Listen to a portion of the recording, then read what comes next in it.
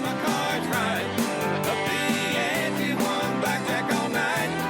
Roll the dice, let it ride. Water the odds, I got stake. One of the main questions we get on the content marketing side is what to even talk about, what type of content to even create. And there's no doubt that's a tough question. It's a tough thing to consider in business. I think there's two sides of it. There's the informational side and there's more the creative side. Informational is like if you're an attorney, you're going to talk about the different types of trusts and wills and the things to think about and what happens if you get divorced or what happens if you need to do estate planning, and you can write about that. And that's good stuff. Don't get me wrong. And that's good for SEO for your website. So if someone's doing a search for estate planning in Charlotte, they might come across your website. So I think that stuff is good, but that's not going to be the stuff that's really going to captivate people. I think it's more of like what interests you, what applies to that, what else can you bring to the table?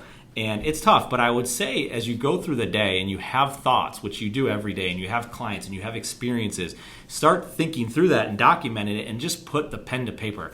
That's all you're trying to do. It might not be pen to paper. It might be pulling out your phone and doing a voice memo. And even if you're not going to create content with that right away, what you're doing is you're building a library of drafts, if you will, that you can take that and do something with it down the road. So even if you don't do it today, you can have that audio clip and eventually you can share that with your editor down the road. So if you have an editor and you've posted this thing to your voice memos, you could just send that to the editor or to the group that you're working with, and they can turn that into a blog post.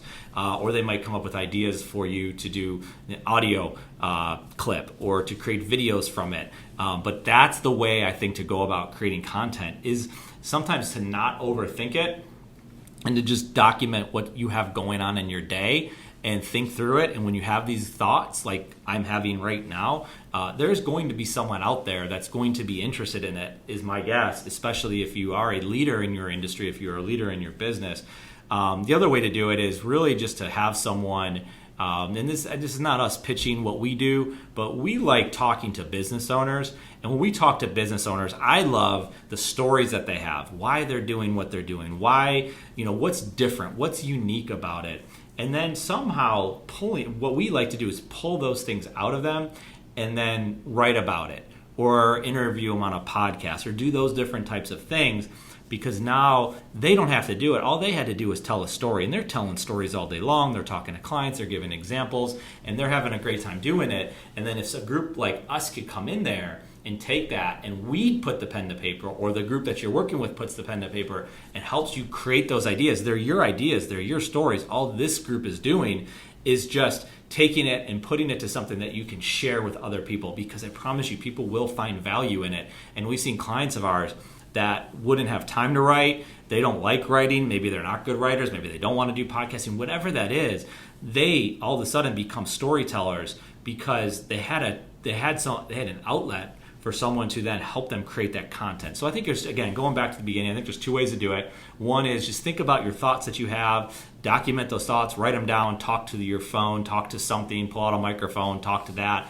and then share it with someone, let them do it. And again, you can do the informational side, which is like we talked about with the attorney example, or if you're a photographer and you want to teach photography, how to use certain types of cameras, where to find cameras, where to buy cameras, what are the best cameras, very informational stuff.